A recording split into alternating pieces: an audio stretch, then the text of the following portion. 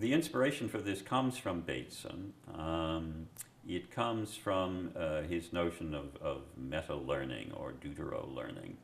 And in Bateson's own account of that, it came from watching dolphins learn tricks in a pool, you know, like our SeaWorld here, which I may not approve of ethically, but you know, looking at learning in other species was very enlightening for Bateson.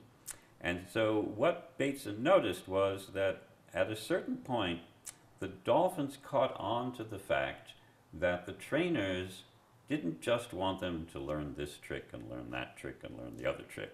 They wanted them to learn to do lots of different tricks, you know, to impress the audience. And so the dolphins, being quite smart, caught on to this at some point, and instead of just doing the next trick, they invented, you know, a dozen new tricks or behaviors that had never been seen before in the behavior of dolphins. So the dolphins, in some sense, had learned how to learn. So I tried to construct a systematic version of this in order to basically account for the role of context in meaning. And so if you say, all right, here's your signifier and your signified, right? Well, the same signifier doesn't always point to the same signified, right? The same word doesn't always have the same meaning. The same sentence doesn't always have the same meaning. The same gesture doesn't always have the same meaning. So what determines which meaning it has? Well, we usually say the context determines it. But so what is the context, right? How do you know which context is the relevant context to use to determine the meaning?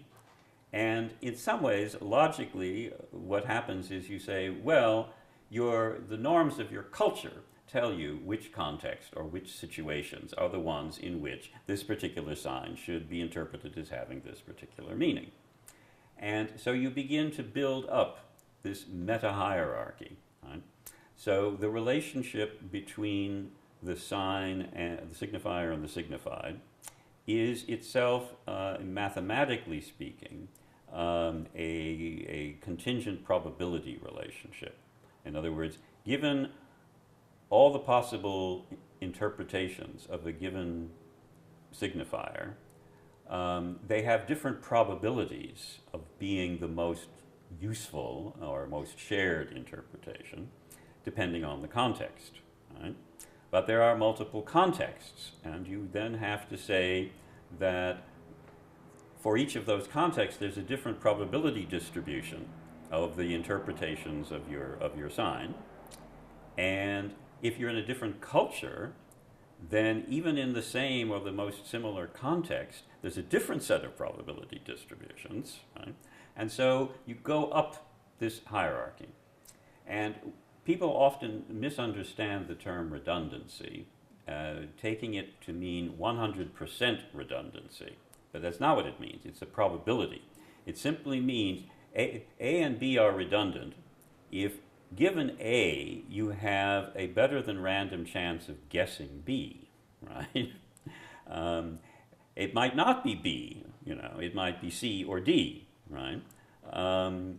But as long as it's not equally likely to be B or C or D, right? If it is equally likely to be B or C or D, that is, if A and B and A and C and A and D all equally often connect in the context, then there's no redundancy there. But if it's any distribution other than equal, right, then you have a better than random chance of guessing the right one. And so you have redundancy between your A's and your B's, your signifiers and your signifieds. And then you have redundancy between those redundancies, those probability distributions, and your list of different contexts, like your different contexts of situation. And there's a redundancy there because we usually think, well, given the context, then you know which probability distribution to use in interpreting the signs.